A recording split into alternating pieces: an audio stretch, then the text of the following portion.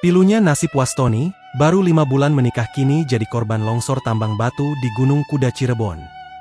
Tangis dan duka menyelimuti keluarga korban longsor tambang batu Gunung Kuda Desa Cipanas, Kecamatan Dukupuntang, Kabupaten Cirebon.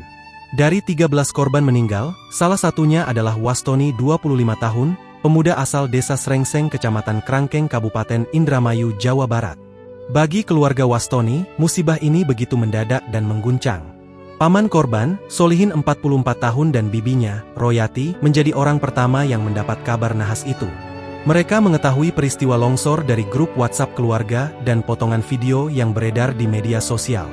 Namun untuk memastikan kebenarannya, keduanya memutuskan datang langsung ke RSUD Arjawinangun, Kabupaten Cirebon, Kamis, 30 Mei 2025. Setibanya di rumah sakit, kabar buruk itu akhirnya terkonfirmasi. Wastoni menjadi salah satu korban yang ditemukan tak bernyawa. Solihin dan Royati langsung lemas, mencoba menenangkan diri sebelum mengabari keluarga di kampung halaman. Setelah tahu benar dia sudah meninggal, kami telepon ibunya langsung pingsan. Kami benar-benar enggak sangka ini terjadi, ucap Solihin lirih didampingi Royati yang terus menyeka air matanya. Solihin bercerita, Wastoni baru saja menikah sekitar 5 bulan lalu. Sejak itu kehidupan rumah tangga Wastoni masih penuh harapan. Namun harapan itu kini pupus seiring tumpukan tanah dan batu yang merenggut nyawanya. Sebelum kejadian, Wastoni baru 2 minggu bekerja sebagai kernet mobil di lokasi tambang batu Gunung Kuda. Pekerjaan itu didapat dari ajakan seorang kenalan, siapa sangka justru disitulah hidupnya berakhir.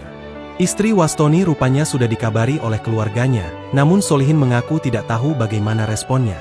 Kami belum tahu bagaimana reaksi istrinya tapi pasti sedih. Kami masih nunggu proses pemulasaran selesai, imbuh Solihin.